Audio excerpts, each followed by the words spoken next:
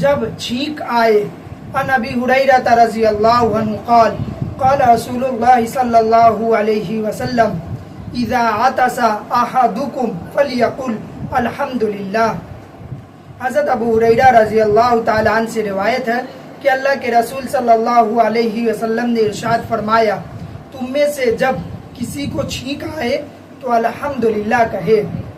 فائدہ: چھینک کے ذریعے ایسی رطوبت اور ایسے انجرات دماغ سے نکل جاتے ہیں جو اگر نہ نکلے تو کسی تکلیف یا بیماری کا سبب بن جائے۔ اس لیے صحت و اعتدال کی حالت میں چھینک کا آنا اللہ تعالیٰ کا فضل ہے۔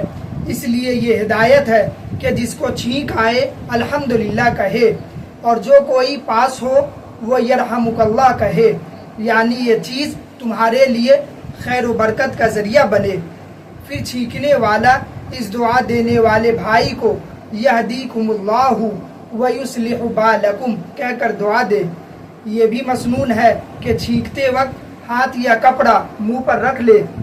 اگر بار بار چھینکے آئیں یا مرض کی وجہ سے ہو تو الحمدللہ کہنا اور جواب میں پاس والے کو یرحمک اللہ کہنا ضروری نہیں ہے۔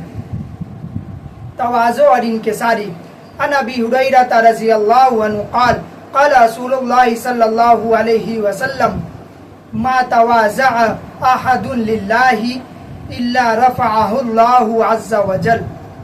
حضرت ابو ہریرہ رضی اللہ تعالی عنہ سے روایت ہے کہ اللہ کے رسول صلی اللہ علیہ وسلم نے ارشاد فرمایا، جو بھی اللہ کے لیے تواضع اختیار کرے گا اللہ تعالیٰ اس کو سربلندی عطا فرمائیں گے۔ فائدہ: تواضع یعنی فروتنی اور خاکساری ان خاص اخلاق میں سے ہے جن کی قرآن و حدیث میں بہت زیادہ تاکید فرمائی گئی ہے اور بڑی ترغیب دی گئی ہے، جس کی وجہ یہ ہے کہ انسان بندہ ہے، اور بندہ کا حسن و کمال یہی ہے کہ اس کے ہر عمل سے بندگی اور نیاز مندی ظاہر ہو، اور تواضع اور خاکساری بندگی اور عبدیت کے مظاہر میں سے ہے۔ اللہ تعالیٰ کو بندہ کی بندگی سب سے زیادہ محبوب ہے، اس لیے قرآن کریم میں اللہ تعالیٰ نے نبی اکرم صلی اللہ علیہ وسلم کی سب سے بڑی مدح و توصیف کی جگہ پر یعنی معراج کے موقع پر آپ کا تذکرہ عبد سے کہہ کر فرمایا۔ ارشاد باری ہے، سبحان الذی اسری بعبدہ لیلا من المسجد الحرام الی المسجد الاقصی، یعنی وہ ذات پاک ہے جس نے اپنے بندہ کو راتوں رات مسجد حرام سے مسجد اقصی پہنچا دیا۔ اس کے برخلاف تکبر اور بڑائی کا احساس اللہ تبارک و تعالیٰ کو سب سے زیادہ ناپسندیدہ ہے۔ روایتوں میں آتا ہے کہ جو بھی تکبر اور بڑائی کا رویہ اختیار کرے گا اللہ تعالیٰ اس کو نیچا کر دے گا۔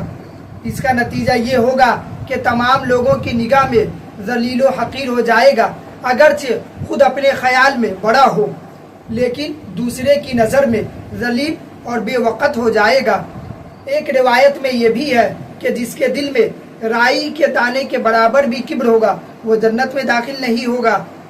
اسی طرح ایک حدیث میں آتا ہے کہ اللہ کے رسول صلی اللہ علیہ وسلم نے ارشاد فرمایا کہ اللہ تعالیٰ نے میری طرف وحی فرمائی اور حکم بھیجا کہ تواضع اور خاکساری اختیار کرو، جس کا نتیجہ یہ ہونا چاہیے کہ کوئی کسی پر ظلم و زیادتی نہ کرے اور کوئی کسی کے مقابلہ میں فخر نہ کرے۔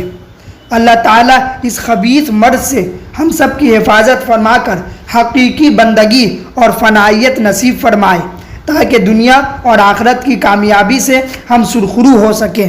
آمین۔ وآخر دعوانا ان الحمد للہ رب العالمین۔